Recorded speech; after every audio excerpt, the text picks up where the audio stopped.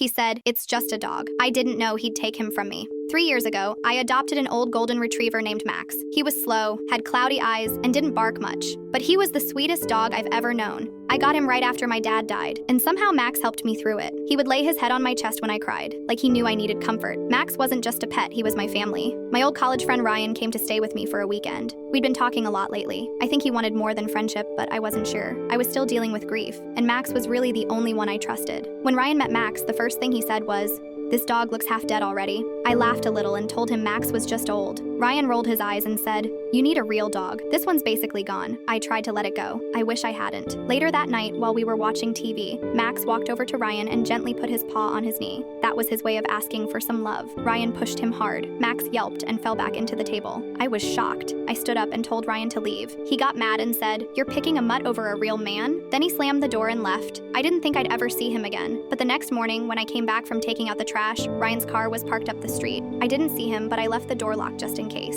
Later that evening, I went into the kitchen and found Max's food bowl had been moved. It was full, but something about the smell seemed off. Ryan had a spare key from years ago. I didn't want to believe he used it. I really wish I had taken it more seriously. That night, Max sat by the door and wouldn't come near me, which was strange. He usually followed me everywhere, especially at night. He kept glancing at the kitchen and then back at me. His water bowl was untouched. He seemed nervous, almost scared. I thought maybe he was just tired or not feeling well. 2 days later, Max stopped eating. Then he started throwing up badly. I rushed him to the vet. After tests, the vet told me something I still can't forget. "Your dog was poisoned." I was in total shock. I asked if it could have been something outside or old food. The vet said no, this was put in his food on purpose. My heart sank. Only one person had been near Max's food that week, Ryan. I went to the police, filed a report, and gave them the vet's test results. There wasn't enough proof to charge him, but I got a restraining order. I never heard from him again. Max died the next morning. I cried harder than I ever have in my life. I miss him every day. I still keep his collar on my nightstand. Some nights I hold it when I sleep. He wasn't just a dog. He was my best friend, and I'll never forgive myself for letting someone like Ryan near him.